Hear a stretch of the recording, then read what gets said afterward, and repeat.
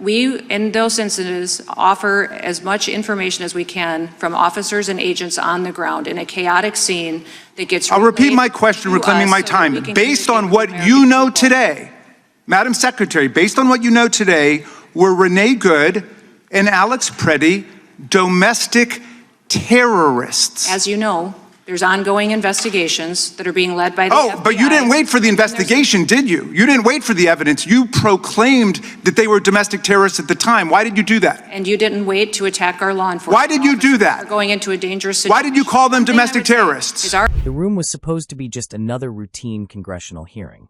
Cameras rolling, lawmakers asking their usual questions, officials giving carefully prepared answers. But within minutes, everything changed.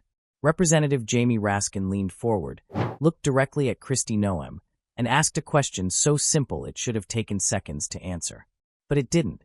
Instead, what followed was a tense exchange that quickly turned explosive. Raskin kept pressing.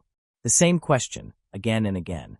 And each time, Noem tried to move around it, shifting the conversation, pointing to investigations, offering condolences, but never saying the one thing many people were waiting to hear. Because this wasn't just about politics anymore. It was about two Americans who had been killed, and a statement that labeled them something shocking before the facts were even known. Families were furious. Critics were demanding answers. And now, in front of cameras and lawmakers, the moment had arrived for the record to be corrected. But as the hearing unfolded, it became clear that what should have been a straightforward clarification was turning into something much bigger. Thank you, Mr. Chairman. We're fighting for American citizens, Madam Secretary. Today because your ICE agents shot them in the face and killed them, and each person you see up on this dais today represents 800,000 American citizens. And you should know that as a former member of Congress. Now, her brother said that Renee Good was someone who could make you believe things were going to be okay despite all the hardship because she chose optimism. Alex Preddy was a Boy Scout, a choir member, an outdoorsman from Green Bay who lavished attention on his beloved dog. Something that would leave the entire room tense, and the internet buzzing. And it all started with the statement that sparked nationwide outrage. The controversy began just hours after a deadly incident in Minnesota. Two American citizens, Renee Good and Alex Preddy, had been shot and killed during an encounter involving federal immigration agents. The situation was chaotic, confusing, and still unfolding. Investigators hadn't finished examining the scene. Details were still emerging. And at that point, very little had been confirmed. But before the investigation had even begun to take shape, a statement was made that immediately changed the conversation. Kristi Noem publicly referred to the incident as an act of domestic terrorism. That label spread instantly. Within minutes, news outlets, commentators, and political figures were repeating the claim. The implication was massive. Domestic terrorism is one of the most serious accusations that can be made in the United States. And suddenly, two people who had just died were being described with that label before investigators had even finished gathering evidence. Then the families heard it. For them, the words felt like a second shock on top of the tragedy itself. Renee Good's loved ones described her as someone who remained optimistic even during the hardest times. Someone who helped people believe things would be okay. Friends said she had a calming presence, the kind of person who made others feel safe. Alex Preddy's family told a similar story. He had been a Boy Scout, a choir member, someone who loved the outdoors and his dog, Jewel. His sister described him as the kind of person who lit up every room he entered. And now those same families were watching television as the people they loved were being called terrorists. The response was immediate and emotional. Alex's parents publicly condemned the statement, calling the accusation sickening and deeply unfair. They argued that no one had waited for evidence. No one had paused to verify the facts. The label had simply been thrown out into the world, and once it was out there, it couldn't be taken back. Pressure quickly began building. Journalists started asking questions. Political opponents demanded clarification. Even some officials within the system appeared uncertain about the claim. Reports began surfacing that investigators had not actually confirmed any link to terrorism at all. In those two incidents was an absolute tragedy. Were they domestic terrorists, as you said to the country? My condolences to their families, because I know that their lives will never be the same after that happened. Is that an apology for what you said?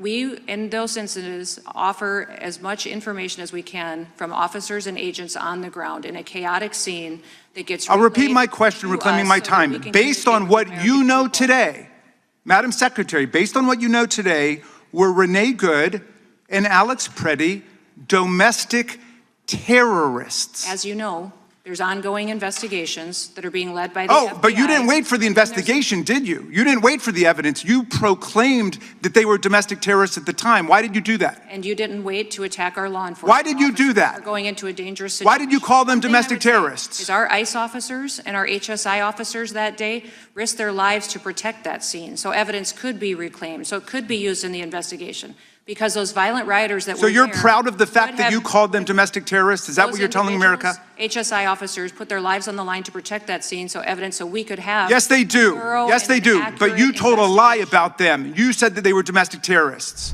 But the statement remained. And as the days passed, one question kept coming up over and over again. If the investigation hadn't finished, why had the accusation been made so quickly? That question would eventually follow Kristi Noem all the way into a congressional hearing, where Jamie Raskin was waiting. And what happened next would turn a tense hearing into a political firestorm. By the time the congressional hearing began, the controversy had already spread across the country. Lawmakers knew about the statement. The families had spoken out publicly.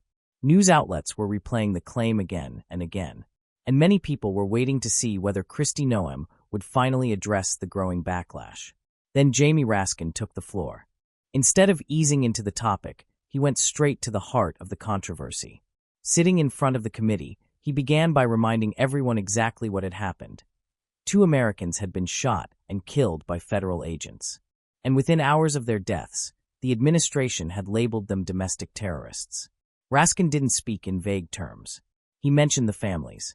He described who these people were before the incident: friends, siblings, ordinary citizens with lives that had suddenly become the center of a national debate. Then he asked the question, based on what we know today, were Renee Good and Alex Preddy domestic terrorists? It sounded like a straightforward moment, a simple yes or no clarification that could settle the issue. But instead of giving a direct answer, Noem shifted the conversation. She began by describing the situation as a tragedy. She expressed sympathy for the families and said her heart was with them. She spoke about how chaotic scenes can be when incidents unfold and how officials sometimes have to relay information quickly. But the key question still hung in the air. Raskin repeated it. Based on what you know today, were they domestic terrorists? Again, Noem avoided the direct response. She pointed to the ongoing investigation, explaining that authorities were still reviewing the facts. According to her, the process needed time before any final conclusions could be reached. That's when the tension in the room started rising, because Raskin immediately pointed out something that everyone watching had already noticed. She hadn't waited for that investigation when the original statement was made. In fact, the accusation had come just hours after the incident, before investigators had gathered all the evidence, before officials had completed their reports, before the families even had time to process what had happened. So Raskin asked again, why make such a serious accusation before the facts were known?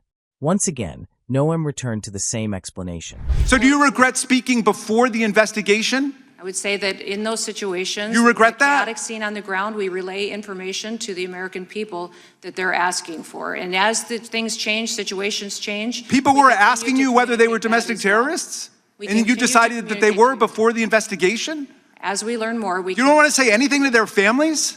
I did. I said condolences. For what? And I'm How about an heartsick apology their for what you said about their loved My ones? heart is with them, and we will continue to stand with them as they get a complete investigation into these situations. All right. Well, what you said about 2 good, honest, faithful American citizens and what that means to their families when you say that as Secretary of Homeland Security.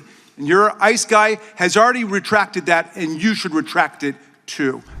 Information coming from agents on the ground, a chaotic situation, and the need to communicate quickly with the public. But the answer wasn't satisfying many people in the room, because to critics, the timeline didn't make sense. If the investigation was still ongoing now, how could such a definitive label have been used earlier? And Raskin wasn't finished. He continued pressing the same question, carefully repeating it so it couldn't be ignored. Were they domestic terrorists? Each time, the response circled back to the same phrase. The investigation is ongoing. By this point, the exchange had become uncomfortable to watch. Cameras captured long pauses. Lawmakers shifted in their seats. The tension in the hearing room was obvious. But Raskin had another strategy ready. If the direct question wasn't going to get a clear answer, he was about to approach the situation from a completely different angle. And what he did next would corner the entire conversation in a way no one expected. At that point, Jamie Raskin changed tactics. Instead of repeating the same question about the terrorism label, he shifted the conversation to something even simpler, the law. No complicated explanations. No long statements. Just clear, direct yes or no questions about when federal agents are allowed to use deadly force. The room grew quiet as he began. First question. Is it lawful for federal agents to shoot and kill someone simply for engaging in peaceful protest? Noem answered quickly. No. Second question. Is it lawful for federal agents to shoot someone just for filming officers on a public street? Again, she answered. No. Then Raskin moved to the next one. Is it lawful for federal agents to shoot someone just because that person is legally carrying a firearm, following state law and the Second Amendment? Once again, the answer was clear. No. By now, everyone in the room understood what was happening. Each question was building toward something. Piece by piece, Raskin was laying out a legal framework, establishing what federal agents are not allowed to do. Then came the final question. Is it lawful for federal agents to shoot a person simply for driving away from them? Noem gave the same response. No. For a moment, the hearing room was completely still, because the implication of those answers was impossible to ignore. If all of those actions were unlawful reasons for deadly force, then the circumstances surrounding the deaths of Renee Good and Alex Prey suddenly became even more serious. Raskin leaned into that moment. He pointed out that even Noem's own acting IC director had already admitted something important. According to testimony given earlier, there was no confirmed evidence linking the two victims to domestic terrorism. None. And yet the label had already been broadcast across the country. So once again, Raskin gave her the opportunity many people believed the families deserved. A chance to correct the record in front of the entire nation. But the answer still didn't come. Instead, the response returned to the same explanation: investigations, ongoing reviews, the need to wait for final findings. For critics watching the hearing, that moment was the most striking part of the entire exchange, because the chance to walk back the original statement had been placed directly on the table, and it was left there. But as the clip from the hearing spread online, something unexpected began happening. People weren't just revisiting the exchange with Raskin. They started digging up other controversies connected to Kristi Noem, stories about spending decisions, government priorities, and leadership inside the department. And suddenly, the hearing wasn't just about one statement anymore. It was becoming part of a much larger conversation. As clips from the hearing began spreading online, something interesting happened. People didn't just focus on the tense exchange with Jamie Raskin. The moment triggered a wave of renewed attention on several controversies that had already been following Kristi Noem for months. Suddenly, older stories were resurfacing everywhere. One of the biggest involved a massive advertising campaign that critics said looked less like government communication and more like personal promotion. Reports suggested hundreds of millions of dollars had been spent on media spots that prominently featured Noem herself, often in cinematic scenes meant to highlight leadership and strength. Some of the ads showed dramatic backdrops, patriotic imagery, and carefully staged moments designed to capture attention. Supporters argued the campaign was about informing the public. Critics weren't convinced. They questioned why so much taxpayer money was going toward ads that appeared to spotlight one political figure so heavily. To them, the optics raised uncomfortable questions about priorities, especially during times when many communities were dealing with natural disasters and waiting for government assistance. But the advertising controversy wasn't the only story circulating. Another issue involved reports about government aircraft. According to critics, expensive aircraft purchases and leasing arrangements had raised eyebrows among watchdog groups. Some reports claimed the planes were far more luxurious than necessary for government travel, with features that sounded more like something from a corporate jet than a standard federal aircraft. Opponents argued the optics looked bad at a time when federal agencies were being asked to tighten budgets. Supporters pushed back, saying transportation resources were essential for security operations and emergency response. Still, the discussion didn't stop there. Another topic that critics kept bringing up involved rumors about political influence inside the department. Reports circulated suggesting that certain close allies had significant sway behind the scenes, raising questions about how decisions were being made and who was really guiding the direction of the agency. None of these issues had been the focus of Raskin's questioning that day. But once the hearing clip went viral, they all came rushing back into the public conversation. And that's what made the situation even more complicated. Because now the story wasn't just about a single statement made after a tragic incident. It was about leadership, accountability, and whether public officials should acknowledge mistakes when the stakes are that high. By the time the hearing ended, one thing was clear. The exchange between Jamie Raskin and Kristi Noem had become far more than a routine political moment. It had turned into a symbol of a larger debate about responsibility in government and about the power of words when they're spoken at the highest levels. In Washington, heated debates happen every day. Lawmakers argue, officials defend their decisions, and hearings often come and go without leaving much of a lasting impression. But sometimes a single exchange cuts through the noise. That's exactly what happened when Jamie Raskin sat across from Kristi Noem and asked a question that seemed simple on the surface. Were those two Americans domestic terrorists, or not? The question was repeated again and again, in front of cameras and lawmakers, while the families of Renee Good and Alex Prey were still searching for answers of their own. And even after the hearing ended, that moment continued to echo across the internet and the political world. Because in situations like this, people aren't just listening for explanations. They're listening for accountability. And sometimes the words people remember most are the ones that were never said. If you want more deep breakdowns of the political moments everyone is talking about, but few fully understand, make sure you subscribe to the channel right now. Because the next hearing, the next confrontation, and the next story shaking Washington could be even bigger.